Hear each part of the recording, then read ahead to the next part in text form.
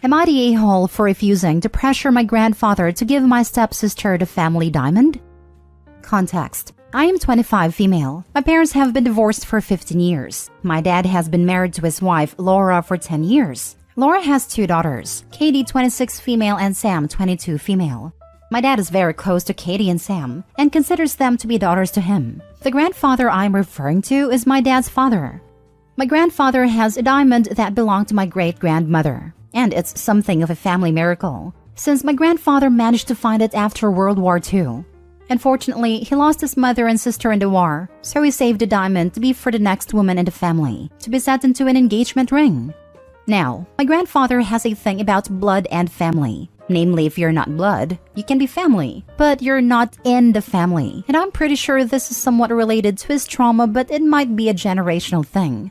Because of this distinction, his sons were not allowed to use the diamond for their wives' rings, because then the diamond would belong to the wife and the wife is not blood.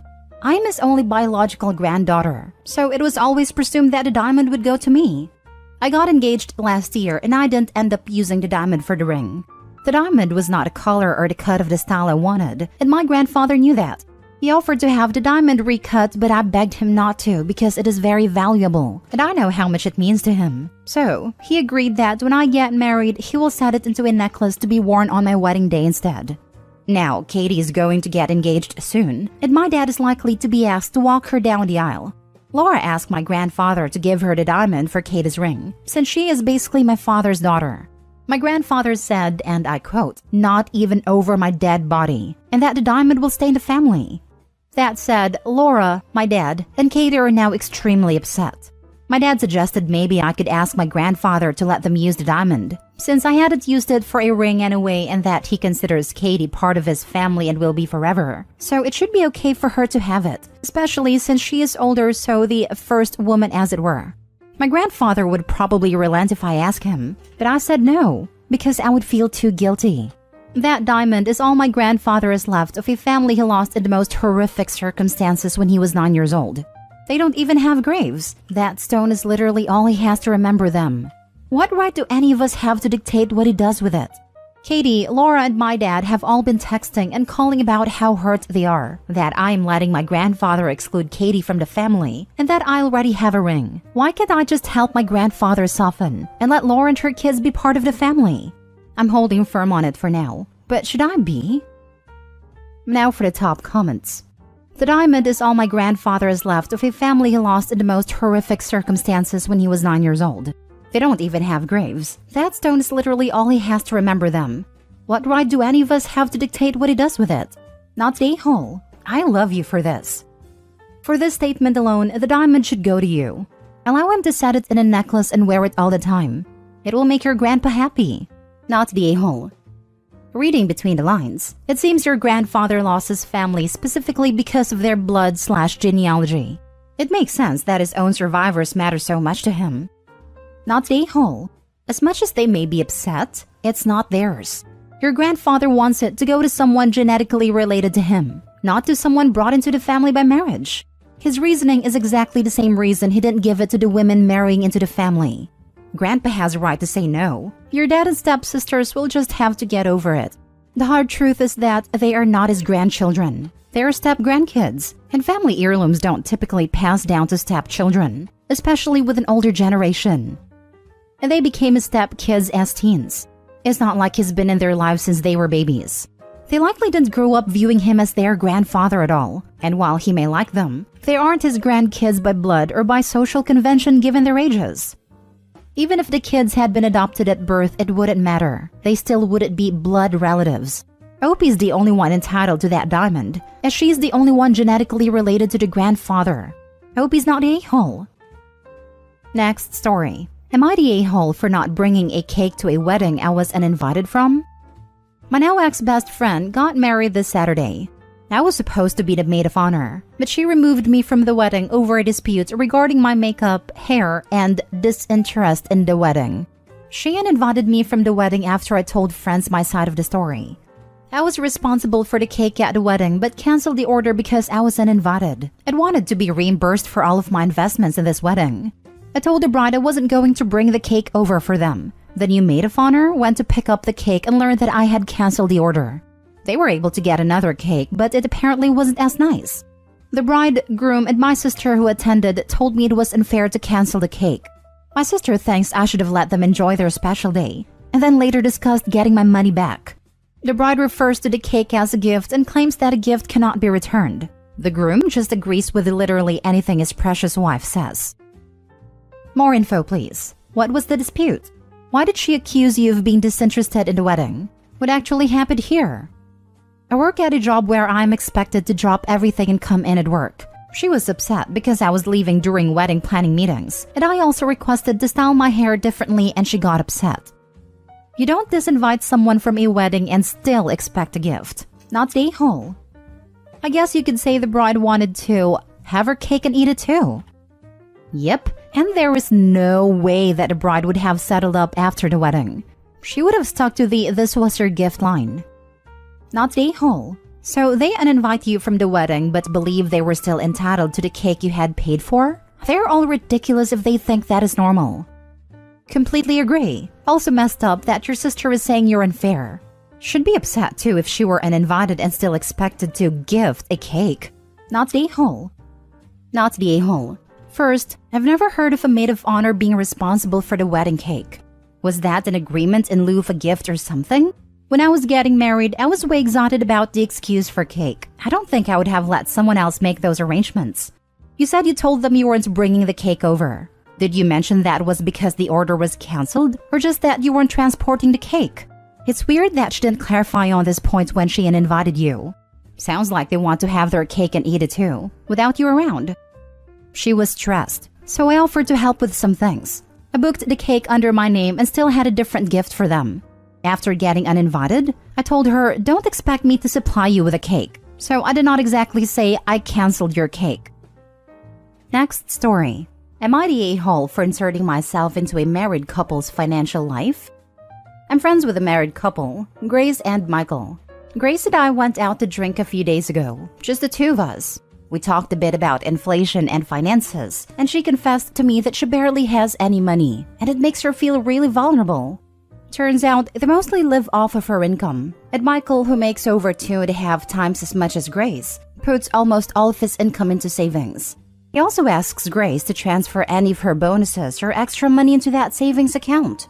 The problem is that Grace has no access to that account. She told me she asked for it in the past, but Michael just said she already has access to their shared checking account. That is strictly for their monthly expenses, so it's fine. Grace told me that she feels like she should have access to that account too, or at least have a little extra in her own personal account. So if anything happens to Michael, she doesn't have to wait months to access the money. She told this to Michael too, but he dismissed her and said nothing will happen to him. I told Grace that this is really not okay, and she should demand access to that account. It's her money too, and it's not right that only Michael has access to it. I was very strong about this, and made her promise that she will make Michael give access to her. She seemed very relieved that I agree with her, and find her concerns more than reasonable. Now on to the problem. Currently, Michael is throwing a fit at me for inserting myself into their financial life, saying it's none of my business. He says that over 85% of the money was put into the savings account by him, and whatever Grace put there was just to compensate for the things Michael paid for alone in the past. Yes, he is right that is none of my business, but my close friend came to me saying she feels vulnerable because at 30 years old, she only has about 500 euros in her name, despite having a well-paying job. Of course, I will tell her this isn't right and encourage her to stand up for herself. But since I'm friends with Michael too, I don't know. Am I the a-hole? Now for the top comments. Not the a-hole. You are warning a friend that it sounds like she's a victim of financial abuse. He's demanding all her pay be shared while sharing none of his. He's trying to make sure she has no funds to which she can use to separate their lives, that he can claim all the money as his. She needed a huge wake-up call, and he's just mad you've shown her his true colors. I agree. Finally, we did the opposite. As my wife has little income, I made sure to put my life insurance in her name, and our joint savings account is in her name too. I want her to feel secure and have as much financial autonomy as possible given the circumstances. We save together, support each other. All the income is ours in my opinion. I feel like for a married couple, all income should be our money too. If that doesn't work for every couple, that is perfectly fine. Just keep totally separate accounts. I feel like it's one or the other. OP's friend's husband is trying to have it both ways. He just wants all the money. There is no reason for her to have a well-paying job and feel like she's broke all the time. OP, you were just validating what your friend already knows. Not the a-hole, but the husband sure is. Not the a-hole, and your friend is being financially mistreated by Michael, who is a total a-hole. Grace needs her own savings account to put her extra money into. This is not a marriage. Why does Michael think he deserves exclusive access to the extra money? If this is the way it's going to be, they should just keep separate finances for everything. It's an all-or-none situation. This sounds like one of those situations where the wife finds out her husband has a secret family or something. Or is deeply in debt, or gambling it all away, or has a secret drug habits or something. So many other awful and expensive things. She doesn't have access to the account because he is lying to her about what the account is for, and likely how much money is in it. Last story. Am I the a-hole for doing a background check on my boyfriend? My boyfriend and I have been dating for 3 months. Even though it's early days, I really thought he was the one. He is nice, attentive, funny, and attractive, and I'm getting older, and I thought he must be the one I have kids with and settle down with. But he doesn't drive, which is very strange in my city. The public transportation is really bad, and most people would opt for a car over an apartment because at least they would be able to get around. Only people who work from home or were in poverty wouldn't have a car, and he makes good money and works 15 minutes away from where he lives by car, so it made no sense. He shows up at dates by asking his friends for rides or asking me to pick him up. We live close by, so I didn't mind, but I asked him about it and he said cars are expensive and he didn't want to pay for one. But then he has trouble getting around and complains about how expensive Ubers are. One day, I found out that my state has a website of public crimes and decided to put in his name. A wall of offenses came up, and it matched his first, middle, and last names as well as his year of birth. He has 5 DUIs and has a court date for a pending one in a week. The DUIs range in date from 10 years ago to one he got 6 months ago. That's the one he is set to go to court for. Because his name isn't super uncommon, I decided to see if he takes the day off work because it's in the morning. He does take that day off and says he has a doctor's appointment. I confronted him when I came over that evening and he got angry at me for not trusting him and infiltrating his personal life like this. I'm angry he lied to me, and he says he doesn't have to tell me everything and that he's changed. I told him his last DUI was 6 months ago, so how has he changed? He got mad and said the cops were pinning things on him, and he just had alcohol with him and he didn't actually drink. I could believe that for 1 DUI, but he has 5. So I asked him to show me proof and he said he doesn't have to, and if I was a good girlfriend, I would just trust him. I don't because he lied to me already, but am I the a-hole for doing a background check on him why he didn't drive? Not the a-hole. Committing crimes that put other people's lives at risk isn't your personal life. Just dump him now. Dude can't even take responsibility for something he's been arrested for 5 times. Plus, if you've been arrested 5 times, guaranteed he's driven drunk multiple times where he didn't get caught. As someone who works in the justice system, I can say this is totally true. I see this all the time. I once had someone driving under influence to court. Although I live in another country, the people who do this are the same. Not the a-hole. Multiple DUIs can indicate a lot of things. And besides that, I honestly think more people should do a background check on their significant others. It could have been a lot worse than a DUI with no casualties. He wasn't honest about it and got angry when you found out. Might want to reevaluate if this is the guy for you. Might want to reevaluate. Red flags OP. These are your red flags telling you to run. At the point of 5 DUIs, it suggests to me a drinking problem.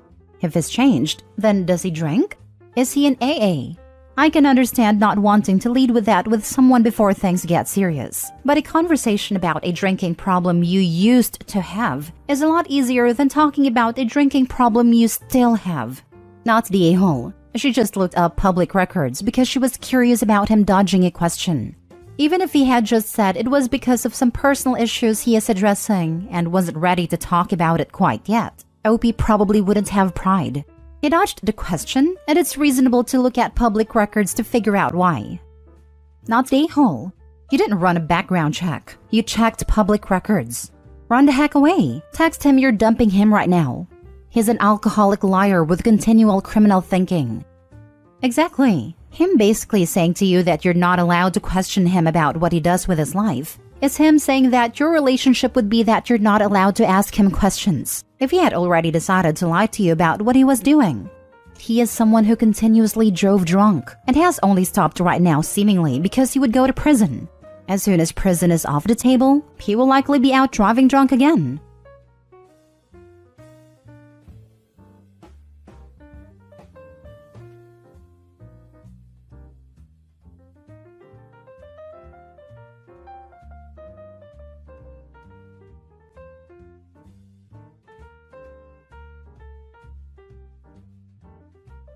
Am I the a-hole for saying I don't see why I'd name my child after my stepmother when both her grandkids are?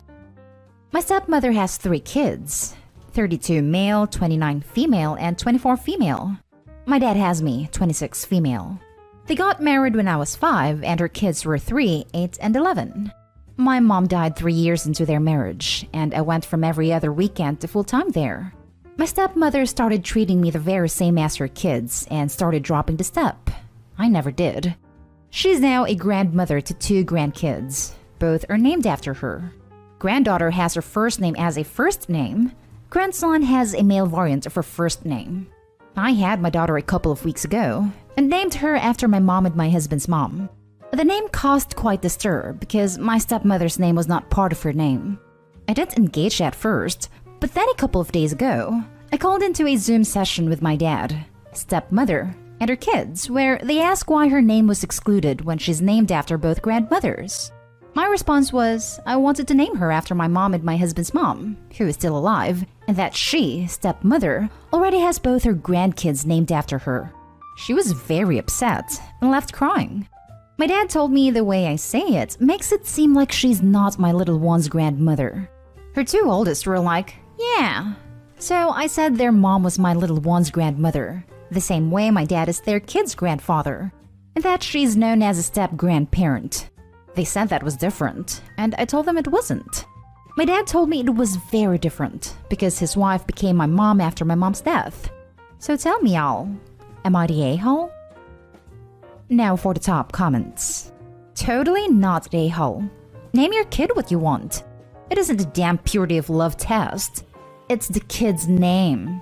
There's no rule forcing you to follow the convention that the other kids set, even if this was your natural-born mom, grandma, great-grandma, or Dutch uncle. Damnation. People are way too petty. Exactly. Not the a-hole. It was nice of her 2 other kids to name their children after her. But you don't have to, and she has no right to it. What? His wife became your mom after your mom's death? And he just decided that? Yeah, no, not the a-hole at all.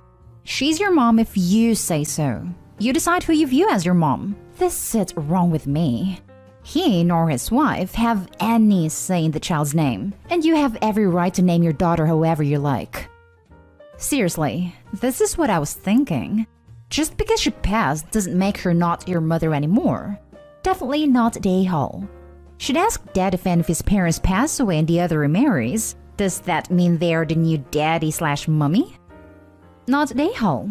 A completely selfish and ridiculous reaction on the part of your stepmother. She has 2 legacies on her name. Why does she need a 3rd? My guess is she expected all 4 of us to name our firsts after her. Now for the next story. Am I the a-hole for refusing to go to my dad's unless I'm fed properly? I'm 17 female and my parents are separated. My dad lives in another country, so I don't see him much except for holidays. He lives in Germany with my stepmom and 9-year-old little sister. I don't like my stepmom at all, mainly because of her parenting style. She's a complete helicopter parent. I don't think my sister has ever actually been out of an adult's sight in her life. She's never just played outside with her friends or anything. And the most annoying for me is that she has never eaten a hot meal. Like, it's cold being served to her. And the reasoning is it might burn her mouth. She's also never stayed up past 7 p.m. Things that apply to my sister also apply to me too. When I'm at my dad's, I'm usually there for 2+ weeks at a time. And in that entire time, I don't eat anything hot. And I'm pretty much confined to my room. which has a bed and that's it, after 7. I can live with having to stay in my room, but not with being fed cold food. I have ARFID, and an already limited diet. I can barely stomach food warm, let alone cold. Yesterday, my dad rang me about booking flights for the summer, and I said no. He tried to guilt me into going, and I said I'm not going unless I'm treated like I should be. I told him I will not be going unless everything I eat is hot, and that I don't care if it means eating before my sister, and that I won't be subjected to her stupid rules anymore. My dad contacted my mom, and my mom said I was an a-hole to act so spoiled. Am I the a-hole? Not the a-hole. While cold pizza is food of the gods, every meal for 2 weeks is torture. Try to work it out so you can spend time with your father, even if you have to warm everything yourself. I can't eat reheated food. Not the a-hole. Are you expected to go to bed at 7 p.m. at age 17? You need to explain to your dad that this is not normal. Also, say you'd like to prep your own food to fit into your dietary requirements. Get your mom to teach you before you go if you don't know how. Explain what you've said here to your mom and get her to back you up when she next speaks with your dad. Good luck.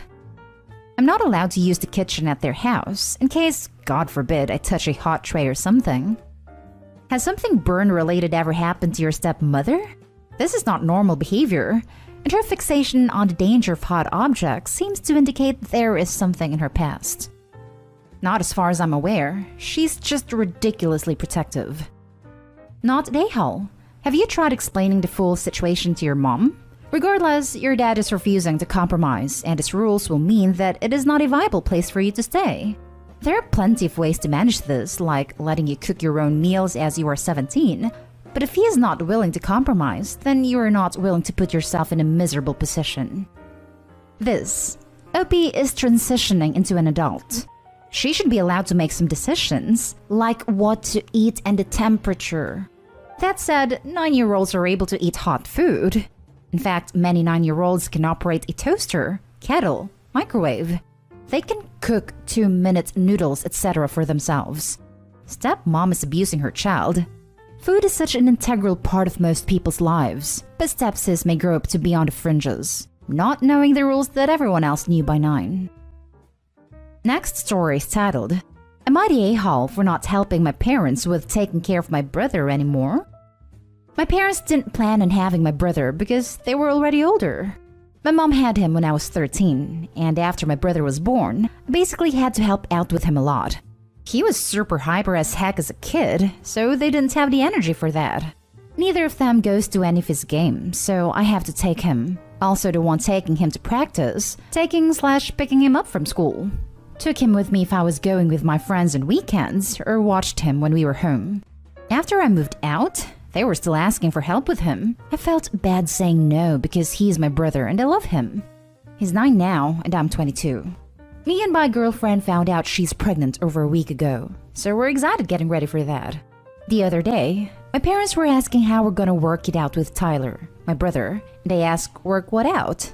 They said, well, obviously they'd still need help with him, so we should plan out how it's gonna be with me helping out with both Tyler and my baby. I thought it was sort of obvious that I'd be too busy with work and a baby, but I told them they're gonna have to take over since I've got a kid now. They both seemed irritated by that, because Tyler is closer to me and I look after him a lot. I should also be considering his place here.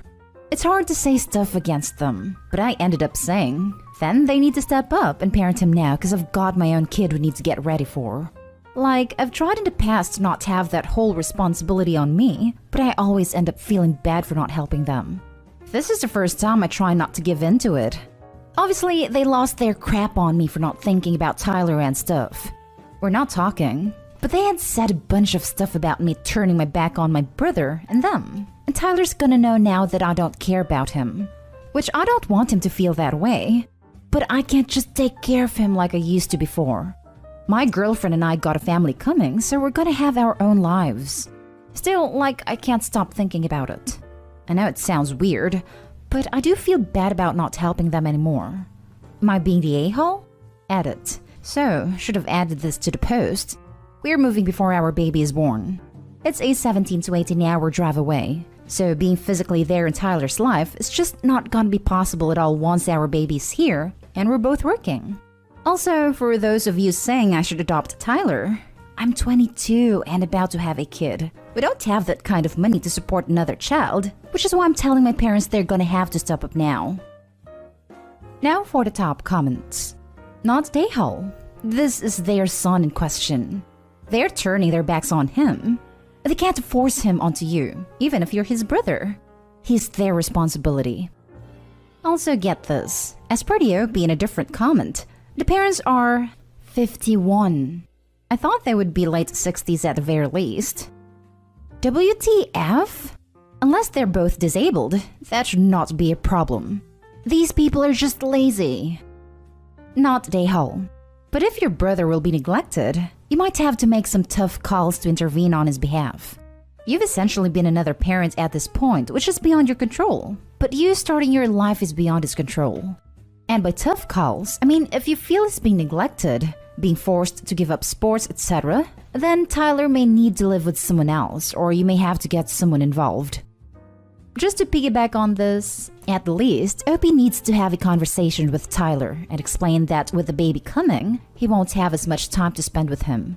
But he still loves him and will always be there for him. Who knows what the parents will tell Tyler? OP needs to make it clear he still loves his brother. Info. Is there a reason your parents don't go to any of his games, etc. beyond just not having the energy for it? Because they don't like them. Now for the last story. Would I be the a-hole if I didn't allow my parents to visit their grandchild until we get home from the hospital?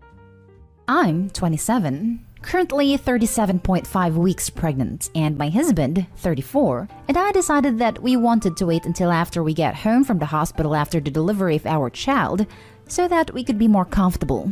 The midwives also agreed that it would be a good idea as I can only have 2 people in the room at once. I'm at high risk of PPD as I have bipolar disorder. I have managed to get it under control through years of therapy and medication, but I absolutely want my husband there for support. At most, if everything goes well, we'd be home the following morning. We spoke to my husband's mom and his stepdad, and they're fine with waiting. His dad and stepmom live in a different state and will meet our child when we can visit them. My parents, however, are livid that we even dare think of doing that. I asked my dad to respect our wishes that we want to use that time for me to recover, and so we can spend time with our daughter, and he blew up at me, saying they're the grandparents and they have a right to see their grandchild within the first 24 hours she's born. I mentioned that if they came to see her, my husband couldn't be in the room as they want to meet her at the same time. My dad doesn't care and said we can get over it. This is their right. Mom also jumped in and said, what if something happens? They want to see her. I think it's very hypocritical of them as my mom's parents didn't see me within the 24-hour period and they are demanding that we do what they want. They both said they wouldn't even be 20 minutes, but I know once they see and hold her, they will refuse to leave and will end up stressing me out. Especially my dad, because it rarely seems like he respects me as a person and I'm always in the wrong. Would I be the a-hole if I told them they had to wait until we can get home and get comfortable before allowing them to meet their grandchild? Not the a-hole. They don't have rights. Meeting your baby is a privilege. Your well-being comes first. Set boundaries and stick to them. It's okay not to open the door if they stop by against your wishes. You need to set the tone now because if they do not respect your parenting decisions, will they feed the baby food she is not allowed to have? Ignore nap time? Ignore your parenting tools? Thank you. I didn't think of that. I will be talking to my husband about establishing boundaries with the grandparents. If you don't draw a line now with this BS, they'll be bulldozing you guys forever. They don't have any rights to see your child. Doesn't matter if you share DNA with them. Protect your family, your health, your autonomy. They can wait as long as necessary until you and your husband feel ready. Do not back down on this. Not a-hole. But tell the nurses and doctor at the hospital so they can keep your parents out, because otherwise your parents will barge right in. The staff are used to dealing with family like that. Your parents go on about their right, but what about your right as the mother? Next, they're going to be demanding overnight visits with a newborn at their house. Don't say yes to that either. I will be meeting with the midwives tomorrow, so I'll inform them of what is going on and what our wishes are. I'm very concerned about their behavior getting worse / more demanding. So I'm gonna talk to my husband about establishing boundaries ASAP. Not day-hole. No one other than you and your husband have a right to your child. Your parents apparently don't even see you as a person. You're an incubator to them. They don't give a damn about the toll growing and giving birth to a baby will take on you physically or mentally, or about the toll separating you from the most important support person you have will take. They care only about access to a baby they seem to view as theirs, not yours. My advice? Tell no one when you go into labor. Tell no one when the baby is born. Tell no one until you are comfortably home, ready for visitors, and ready for your parents to knock on your door. If that's the next day or the next week, take whatever time you need. Also remember, your front door has a lock. If your parents have a key, change the locks right now. You don't have to answer the door just because they showed up. Thank you, and I fully agree with you. They don't seem to see me as a person anymore, especially my dad. We will definitely be keeping quiet about the labor, and we'll need to have a discussion with my parents about boundaries.